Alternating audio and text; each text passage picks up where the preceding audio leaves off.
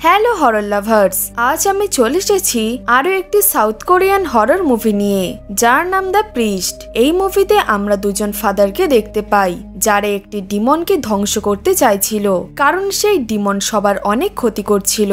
শেষ পর্যন্ত কি তারা সেই ডিমনটিকে ধ্বংস করতে পারবে, আর তারা কি বেঁচে থাকতে পারবে? এই সবের উত্তর জানতে হলে মুভিটি শেষ পর্যন্ত দেখতে হবে। আজকের মুভিটি খুবই ইন্টারেস্টিং হতে চলেছে, তো চলো তাহলে বেশি কথা না বাড়িয়ে গল্পের দিকে যাওয়া যাক।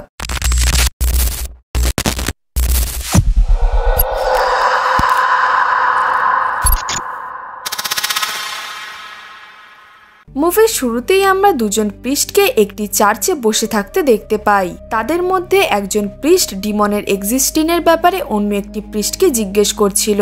এই ফাদারগুলো 12 ডিমন ফ্রেসের কথা বলছিল, যেটা বাইবেলে লেখা একটি ফ্রেস ছিল ডিমনদের এক্সিস্টিংয়ের ব্যাপারে। তাদের দুজনের মধ্যে যে সিনিয়র ফাদার ছিল সে বলে যে সে একটি ডিমনের প্রেজেন্সের খবর পেয়েছে যে কোরিয়াতে ছিল। এরপর আমরা এদের দুজনকে কোরিয়ার সিওন সিটিতে যেতে দেখতে পাই, যেখানে সেই ফাদারটাই কারে এসে বসে যার হাতে অনেক কিছু ছিল, আর তারই অ্যাসিস্ট্যান্ট কার ড্রাইভ করছিল আর খুবই তাড়াতাড়ি কোথাও একটা পৌঁছাতে চাইছিল। রাস্তায় ট্রাফিক থাকার ফলে অ্যাসিস্ট্যান্ট গাড়িটিকে একটি সুনসান গলি দিয়ে নিয়ে যেতে লাগে, যেখানে হঠাৎই তাদের গাড়ির সামনে কেউ একজন চলে আসে। তারা দুজনে সেই মানুষটিকে সেখানে ফেলেই এগিয়ে যায়, আর কিছু দূর যাওয়ার পরে একটি ট্রাকের সাথে তাদের গাড়ির অ্যাক্সিডেন্ট হয়ে যায়। এই অ্যাক্সিডেন্টের ফলে সেই দুজন প্রিস্ট মারা যায়, আর সেখানের ধোঁয়াতে আমরা কারোর চোখ জলজল করতে দেখতে পাই। এরপর আমাদের হেড চার্চের মিটিং দেখানো হয়, আর এরা সবাই একটি প্রিস্টের ব্যাপারে কথা বলছিল যার নাম জোসেফ। জোসেফ ফাদার জ্যাং এর অ্যাসিস্ট্যান্ট ছিল, যে এখন কোমায় আছে আর হসপিটালাইজড ছিল। আসলে ফাদার জোসেফ মেডিকেল সিটির সাথে কন্ট্যাক্ট করে একটি এক্সোরসিজমের পারমিশন চায়, কারণ লোকাল চার্চ এবং অথরিটি থেকে সে কোনো সাহায্য পাচ্ছিল না। যেহেতু উপর থেকে অর্ডার এসেছে, এই জন্য সব প্রিস্টকে এই চার্চে ডাকা হয়, যেখানে জোসেফও ছিল। জোসেফ এখানে বলে যার উপরে সে এক্সোরসিজম পারফর্ম করতে চাইছে সে আসলে হাই স্কুল পড়ুয়া একটি মেয়ে যার নাম ছিল জিন। তার ব্যাপারে জোসেফ জানতে পারে সে আগে শিওর হয় যে সে কি সত্যি পজিশনে আছে নাকি তার কোনো সাইক্রিয়াটিস্টের প্রয়োজন। এরপর জোসেফ ডিমনিক পজিশনে কনফার্ম হওয়ার পর জোসেফ চার্চের সবার সাথে কন্ট্যাক্ট করে, আর সবাই ভাবতে লাগে যে জোসেফের নিশ্চয়ই কোনো ভুল হচ্ছে। এরপর মেডিকেলের সাথে কন্ট্যাক্ট করার পর জোসেফ এক্সোরসিজমের পারমিশন তো পেয়ে গিয়েছিল, কিন্তু যদি কেউ এই এক্সোরসিজমের ব্যাপারে জানতে পারে বা সেই মেয়েটির যদি কোনো ক্ষতি হয়ে যায়, তাহলে চার্চ জোসেফকে কমপ্লিটলি ডিসওন করে দেবে। এখন শুধু জোসেফের একটি ডক্টর এবং একটি অ্যাসিস্ট্যান্টের দরকার ছিল। জোসেফ খুবই শীঘ্রই এই রিচুয়ালটা স্টার্ট করবে ঠিক করে, কিন্তু তার আগেই জিন হাসপাতালের জানলা দিয়ে ঝাঁপিয়ে সুইসাইড করার চেষ্টা করে। জিন বেঁচে যায়, কিন্তু সে কোমায় চলে যায়। এই ঘটনাটির পর 6 মাস কেটে যায়। এইবার আমরা জোসেফকে একটি সেমিনারে দেখতে পাই। সেমিনার হলো এমন একটি জায়গা যেখানে সবাইকে প্রিস্ট বানানো হতো। এটি একটি নর্মাল কলেজের মতোই হয়, যেখান থেকে গ্র্যাজুয়েট হওয়ার পর সব স্টুডেন্টরা প্রিস্ট হয়। এই সেমিনারে বেশিরভাগ ছেলেরাই থাকে। জোসেফ এখানে ডিনের অফিসে বসেছিল। তার শুধু একটি অ্যাসিস্ট্যান্টের দরকার ছিল। তার যেই অ্যাসিস্ট্যান্ট অ্যাপয়েন্ট ছিল সেটা ব্যাকআউট হয়ে গিয়েছিল, আর জোসেফের এমন অ্যাসিস্ট্যান্টের দরকার ছিল যে জার্মান, ল্যাটিন আর চাইনিজ ল্যাঙ্গুয়েজ সে জানবে, আর তাকে কার্জিয়াস হতে হবে এবং তাকে ডিয়ার অফ টাইগারে জন্ম নিতে হবে। বন্ধুরা, ডিয়ার অফ টাইগার হলো জাপানের একটি সাইন যেটা 6 বছর অন্তর অন্তর আসে। বন্ধুরা, তোমরা যদি 1914 থেকে স্টার্ট করো তাহলে ডিয়ার অফ টাইগার হবে 1920। এরকম সময় জন্মানো মানুষকেই জোসেফের লাগবে। ডিন এমন একটি স্টুডেন্ট খুঁজে পেয়ে যায়, কিন্তু যখন আমাদের তাকে দেখানো হয় তখন আমরা জানতে পারি সে কোনো আইডল স্টুডেন্ট ছিল না। ডিন সেই ছেলেটির সাথে কথা বলার জন্য নিজের অফিসে ডাকে। এই স্টুডেন্টটির নাম ছিল ড্যানিয়েল। ড্যানিয়েল পড়াশোনা করতে একদমই ভালোবাসতো না, আর সে সামার ভ্যাকেশনে চার্চে না থাকার জন্য সে জোসেফের অ্যাসিস্ট্যান্ট হওয়ার জন্য রাজি হয়ে যায়। ডিন তাকে আগের অ্যাসিস্ট্যান্টের অ্যাড্রেস দিয়ে দেয় যাতে ড্যানিয়েল তার থেকে সব নোটস নিয়ে আসতে পারে, আর সে যাতে জানতে পারে যে সে এই কাজটি ছেড়ে দিল কেন। এরপর ড্যানিয়েল ডেকেন পার্কের ঘরে যায়, আর ডেকেন পার্ক সব নোটস ড্যানিয়েলকে দিয়ে দেয়। বন্ধুরা, ডেকেন তাদেরকেই ডাকা হয়। হয় যারা প্রিস্টের অ্যাসিস্ট্যান্ট হয়। যখন ড্যানিয়েল তার ব্যাকআউট করার কারণ জিজ্ঞেস করে তখন ডেকেন পার্ক তাকে চুপ করে দেয়। তখনই সেখানে জোসেফ চলে আসে, যে পার্ককে অ্যাসিস্ট্যান্ট হতে বলে, কারণ জোসেফের কোনো দক্ষ ডেকেনের দরকার ছিল।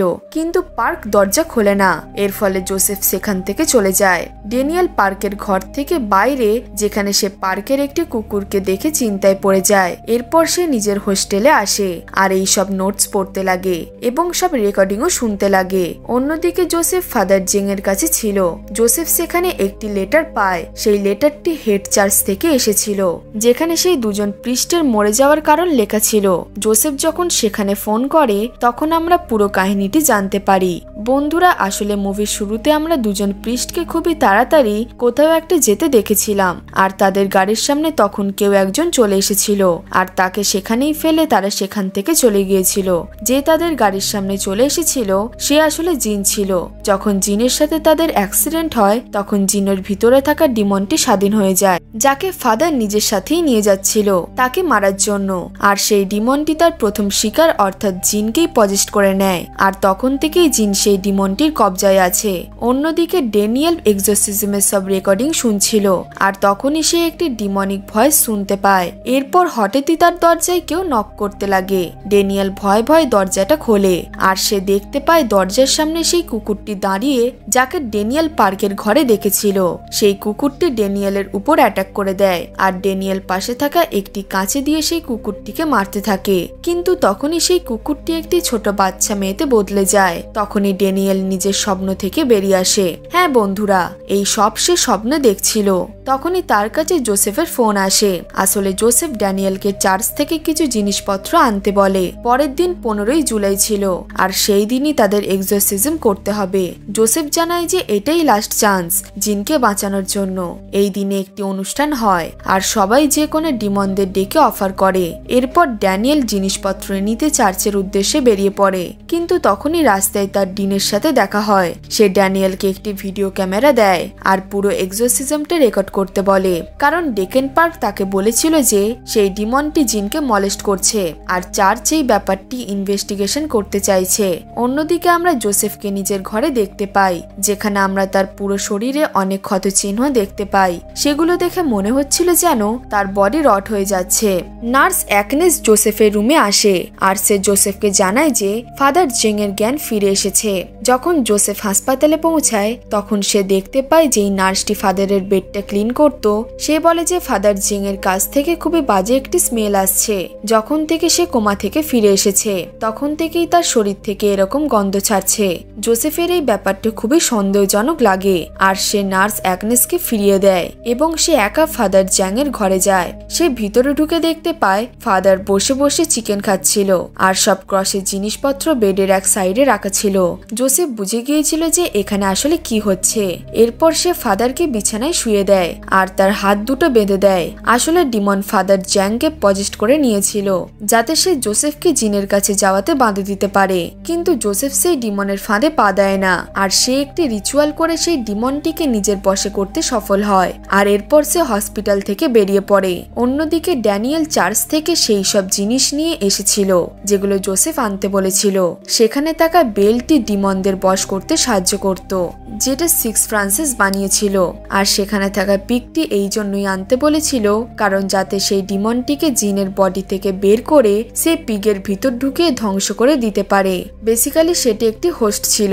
ড্যানিয়েল এই দুটো জিনিস নিয়ে জোসেফের বলা জায়গায় গিয়ে পৌঁছে যায়। এরপর জোসেফ ড্যানিয়েলের হোম টাউনের ব্যাপারে জিজ্ঞেস করে, আর তার কথা থেকে আমরা জানতে পারি যে ড্যানিয়েলের একটি বোন ছিল। তার বোন যখন 9 বছরের ছিল তখন তার উপরে একটি কুকুর অ্যাটাক করে দিয়েছিল, যার ফলে সে মারা যায়। জোসেফ ড্যানিয়েলকে বলে যে সে প্রিস্ট এই জন্যই হতে চায়, যাতে সে সারা জীবন তার বোনের আত্মাকে মুভ অন করতে সাহায্য করতে পারে। জোসেফের এই রিমার্কস ড্যানিয়েলের একদমই ভালো লাগে না, কিন্তু একদিক থেকে জোসেফ একদম ঠিক ছিল। এরপর তারা এখান থেকে জিনের কাছে যায়, যেখানে অলরেডি রিচুয়াল হচ্ছিল। কিন্তু বন্ধুরা, সেই রিচুয়াল পুরোপুরি ফেল হয়ে যায়, কারণ সেই ডিমন খুবই শক্তিশালী ছিল। এরপর জোসেফ আর ড্যানিয়েল জিনের কাছে যাবে বলে সব প্রস্তুতি নিতে লাগে। আর যখনই ড্যানিয়েল জিনের রুমে ঢোকে তখনই সে বমি করতে লাগে, কারণ জিনের রুম থেকে ঠিক সেরকমই স্মেল আসছিল। যেমন ফাদার জেং এর রুম থেকে জোসেফ পেয়েছিল।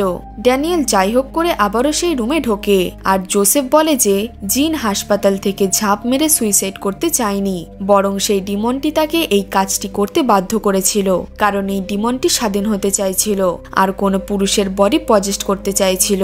এই ডিমনটি নিজে একজন ছেলে ছিল, জিনের বডিতে থাকার ফলে সে বেশি শক্তি পাচ্ছিল না যেটা সে চাইছিল। এরপর তারা এই রিচুয়াল শুরু করার জন্য প্রস্তুতি নিতে লাগে আর ড্যানিয়েল জিনের বেডের সাথে নিজের যেখানে দাঁড়িয়েছিল সেখানে কিছু নুন দিয়ে দাগ কাটে। আর ড্যানিয়েল সেই নুনের দাগটা পেরোতে পারবে না, কারণ ড্যানিয়েল সাইকোলজিক্যালি সেই ডিমনের সাথে লড়ার জন্য প্রস্তুত ছিল না আর সেই ডিমনটি খুব সহজেই ড্যানিয়েলকে বশ করে নিতে পারবে, যেমন সে ডেকেন পার্কের সাথে করেছিল। এরপর ড্যানিয়েল সেই ক্যামেরাটি অন করে দেয় যেটা তাকে ডিন দিয়েছিল জোসেফের উপর নজর রাখার জন্য।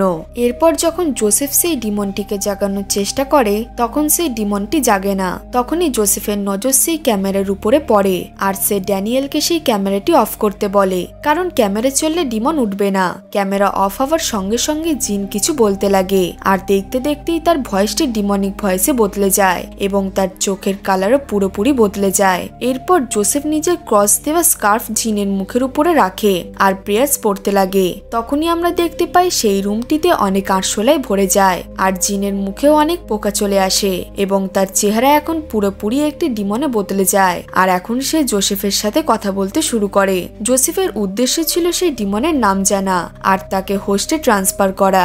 এই জন্য সে ডিমনকে অনেক কিছু জিজ্ঞেস করতে লাগে। এই ডিমনটি অন্য একটি ভাষায় কথা বলছিল। জোসেফের সব প্রশ্ন ড্যানিয়েল সেই ডিমনের ভাষায় তাকে জিজ্ঞেস করে, যেটা শুনে সেই ডিমন আরো 4 রকম ভাষায় কথা বলে আর এখনো সে নিজের নাম বলে না। এরপর ড্যানিয়েল সেই বেলটি বার করে আর সেটা বাজাতে লাগে। এর ফলে সেই ডিমনটি তরপাতে লাগে, তার কান থেকে রক্ত বেরোতে লাগে আর এরপর সে রক্ত বমিও করে এবং জিন আবারও নিজের চেহারায় ফিরে আসে। তাকে দেখে মনে হচ্ছিল যেন সবকিছু ঠিক হয়ে গেছে।